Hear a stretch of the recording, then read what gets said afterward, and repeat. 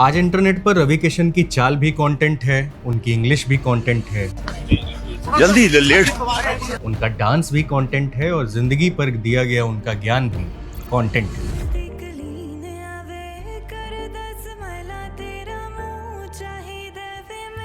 कोई उन्हें लॉर्ड रवि कह रहा है, कोई उनके पुराने इंटरव्यू से मीम्स निकाल रहा है। और हालात ये हैं कि रवि किशन आज कुछ नया करें उससे पहले इंटरनेट उनके 20 साल पुराने वीडियो में नया मीम खोज लेता है। मनी फॉलोज माई ब्रदर से लेकर जल्दी द लेट तक जेंजी ने 57 साल के रवि किशन को अचानक अपना इंटरनेट आइकन बना दिया। लेकिन असली कहानी मीम की नहीं, असली कहानी उस आदमी की है जिसके इसी अभिनय और नाचने के शौक से कभी उसके पिता इतने नाराज हुए कि रवि किशन के मुताबिक उन्हें लेदर की बेल्ट से बुरी तरह पीटा गया। उनकी मां डर गई कि बात कहीं और न बिगड़ जाए और उसी रात उन्होंने बेटे के हाथ में 500 रुपए रख दिए और मुंबई जाने को कहा। यही 500 आगे चलकर भोजपुरी सिनेमा के सुपरस्टार, लोकसभा सांसद और आज के लॉर्ड रवि की कहानी की शुरुआती पूंजी बनी। नमस्ते, मेरा नाम अनिल शारदा है और आप देख रहे हैं सॉल्ट न्यूज। आज से हम शुरू कर रहे हैं अपनी नई सीरीज यहां तक। इस सीरीज में हम उन लोगों की सिर्फ बायोग्राफी नहीं सुनाएंगे जिन्हें आप पहले से जानते हैं, बल्कि हम यह जानने की कोशिश करेंगे कि वे आज जहां खड़े हैं वहां तक पहुंचे कैसे, कौन से फैसले लिए, कौन सी हार, कौन से मौके, कौन से लोग और कौन से मोड़ उनकी जिंदगी की दिशा बदलते हैं। यानी कहानी सिर्फ इस बात की नहीं होगी कि उन्होंने क्या हासिल किया, बल्कि इस बात की होगी कि वह बने कैसे जिन्हें आज दुनिया जानती है। और यहाँ तक कि पहली कहानी में आज रवि किशन है। रवि किशन का पूरा नाम रविंद्र श्याम नारायण शुक्ला है। उनका जन्म 17 जुलाई 1969 को मुंबई में हुआ। परिवार साधारण था, पिता पुजारी थे और दूध का छोटा कारोबार भी करते थे। बाद में आर्थिक परिस्थितियों के कारण परिवार उत्तर प्रदेश के जौनपुर लौट आया। वहीं गांव की रामलीला में रवि किशन ने सीता का किरदार निभाना शुरू किया। उन्हें मंच पसंद था, अभिनय पसंद था और लोगों के सामने परफॉर्म करना अच्छा लगता था। लेकिन उनके पिता इस रास्ते के खिलाफ थे। वे चाहते थे कि बेटा कोई स्थिर काम करे। रवि किशन ने कई इंटरव्यूज में बताया कि पिता उन्हें नचनिया तक कहते थे। जब रामलीला में सीता बनने की बात घर में पहुंची तो टकराव बहुत बढ़ गया। रवि किशन के मुताबिक पिता ने लेदर बेल्ट से उन्हें इतनी मार लगाई कि मां डर गई और उन्हें लगा कि बेटे को घर से निकालना ही बेहतर होगा। मां ने 500 रुपए रवि किशन के हाथ में दिए और कहा कि रवि तुम मुंबई निकल जाओ, और रवि निकल पड़े। लेकिन मुंबई पहुंचना किसी फिल्म का क्लाइमेक्स नहीं था। वहां से असली स्ट्रगल शुरू हुई। ऑडिशन हुए, छोटे रोल्स मिले, कई जगह रिजेक्शन मिला और लंबे समय तक ऐसा काम मिलता रहा जिससे नाम तो बनना दूर, जिंदगी चलाना भी मुश्किल हो रहा था। रवि किशन फिल्मों में दिखाई तो दे रहे थे, लेकिन स्टार नहीं बन पा रहे थे। फिर 1992 आया। 1992 में पीताम्बर फिल्म से उनके हिंदी फिल्म करियर की शुरुआत हुई और उसके बाद वह अलग अलग फिल्मों में छोटे और सपोर्टिंग रोल करते रहे। 2003 में सलमान खान की तेरे नाम में पुजारी रामेश्वर का किरदार लोगों की नज़र में आया। लेकिन जिस सफलता के लिए वह सालों से इंतजार कर रहे थे वो बॉलीवुड से नहीं बल्कि भोजपुरी सिनेमा से आने वाली थी। यहीं रवि किशन की कहानी पहली बार पूरी तरह पलटती है। जिस एक्टर को हिंदी सिनेमा में लंबे समय तक सीमित जगह मिल रही थी, भोजपुरी ऑडियंस ने उसे सुपरस्टार बना दिया।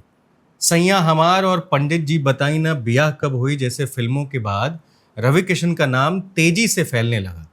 पोस्टर पर उनका चेहरा बिकने लगा, थिएटर में लोग उन्हें देखने आने लगे और कुछ ही वर्षों में वो भोजपुरी सिनेमा के सबसे बड़ी पहचान में शामिल हो गए। यह सिर्फ करियर शिफ्ट नहीं था, ये वही दौर था जब रवि किशन को पहली बार वो ऑडियंस मिली जो उनके पूरे अंदाज को स्वीकार कर रही थी।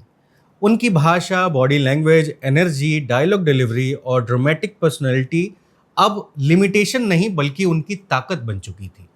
फिर 2006 में बिग बॉस का पहला सीजन आया और रवि किशन नेशनल टेलीविजन पर पहुंचे। यहाँ एक बहुत महत्वपूर्ण चीज़ हुई। भोजपुरी फिल्म में लोग रवि किशन को कैरेक्टर निभाते देखते थे।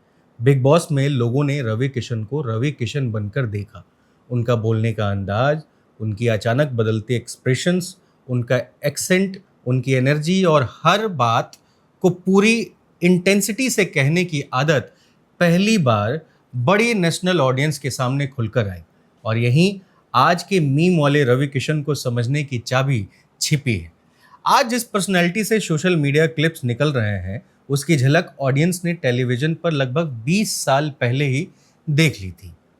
फर्क सिर्फ इतना था कि तब मीम्स का इकोसिस्टम नहीं था। रवि किशन की एक खासियत यह रही कि उन्हें किसी एक आइडेंटिटी में लंबे समय तक बंद नहीं किया जा सका। भोजपुरी सुपरस्टार बनने के बाद उन्होंने हिंदी सिनेमा में कैरेक्टर रोल्स किए, तेलुगु, तमिल और कन्नड़ा प्रोजेक्ट में काम किया और फिर करियर के 3 दशक बाद लापता लेडीज में इंस्पेक्टर श्याम मनोहर बनकर एक अलग ही तरह की तारीफ हासिल की। इस किरदार के लिए आमिर खान ने भी ऑडिशन दिया था, लेकिन रोल रवि किशन को मिला। या वो लॉर्ड रवि किशन नहीं थे, बल्कि वह चालाक, मजेदार और लेयर्ड पुलिस ऑफिसर के रूप में थे। इससे एक नई अर्बन ऑडियंस को भी याद आया कि मीम्स और पर्सनैलिटी के बीच एक बहुत अनुभवी एक्टर भी मौजूद है। इसी दौरान उनकी जिंदगी में राजनीति भी स्थायी जगह बना चुकी थी।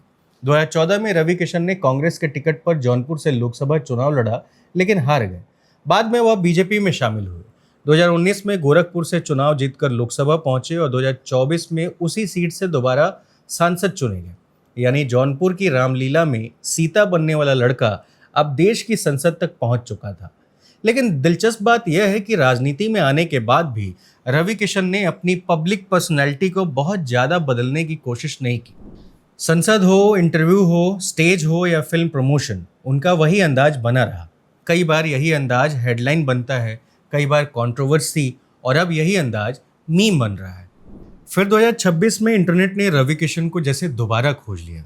पुराने इंटरव्यूज बाहर आने लगे, money follows my brother viral हुआ, जल्दी द लेट वायरल हुआ, उनकी साइडवेज वॉक मीम बन गई।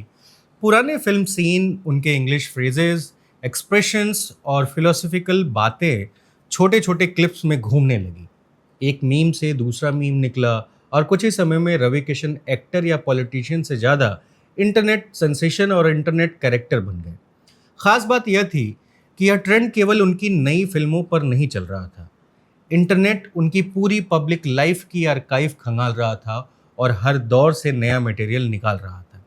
लेकिन इस ट्रेंड को बड़ा बनाने वाली सबसे महत्वपूर्ण चीज़ रवि किशन की प्रतिक्रिया थी। बहुत से लोग ऐसी स्थिति में नाराज हो सकते हैं, कह सकते हैं कि मेरा मजाक बनाया जा रहा है। रवि किशन ने उल्टा इसे अपनाया।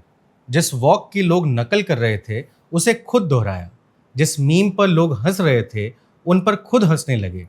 उन्होंने कहा कि अगर उनकी वजह से लोगों के चेहरे पर मुस्कान आती है, तो उन्हें इससे परेशानी नहीं है। यही ट्रोलिंग धीरे धीरे अफेक्शन में बदल गई। जेनजी रवि किशन का मजाक जरूर बना रही थी, लेकिन साथ ही उन्हें सेलिब्रेट भी कर रही थी। और शायद यही वजह है कि लॉर्ड रवि वाला मीम सिर्फ 2 दिन का जोक बनकर नहीं रह गया, बल्कि आज वो सोशल मीडिया की दुनिया में सबसे बड़ा मीम बनकर बैठा है। लैंग्वेज तय करते हैं, पर्सनैलिटी पॉलिश करती है, रिलायबिलिटी की स्ट्रेटेजी बनाते हैं और ट्रेंड के हिसाब से खुद को बदलते हैं। रवि किशन की कहानी लगभग इसका उल्टा है।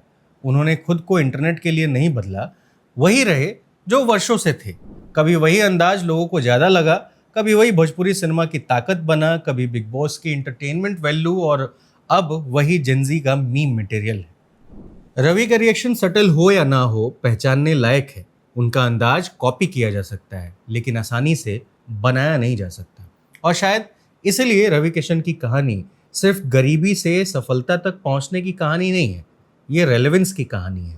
पहले रामलीला ने उन्हें मंच दिया, मुंबई ने स्ट्रगल दिया, भोजपुरी सिनेमा ने स्टारडम दिया, बिग बॉस ने पर्सनैलिटी पूरे देश के सामने रखी, फिल्मों ने उन्हें बार बार नई पहचान दी और राजनीति ने संसद तक पहुंचाया। और अब इंटरनेट ने उसी आदमी को एक बिल्कुल नई जनरेशन के सामने लॉर्ड रवि बनाकर खड़ा कर दिया है। एक किशोर जिसे एक्टिंग करने पर घर में मार पड़ रही थी, जिसकी माँ ने 500 रुपये देकर मुंबई भेज दिया था और जिसने सालों छोटे रोल्स किए, भोजपुरी सिनेमा का सुपरस्टार बना, टेलीविजन पर छाया, पार्लियामेंट पहुंचा और फिर 35 साल बाद उसी पर्सनालिटी के कारण मीम आइकन बन गया। बाकी लोग ट्रेंड खोजते रह गए, रवि किशन खुद ही ट्रेंड बन गए। फिलहाल इस वीडियो में इतना ही। मेरा नाम अनिल शारदा है। यदि आपको हमारा ये काम पसंद आ रहा है तो हमारे यूट्यूब चैनल को सब्सक्राइब करिए, वीडियो को आगे बढ़ा दीजिए ताकि और लोग भी देखें और लोग भी जुड़ पाएँ। शुक्रिया।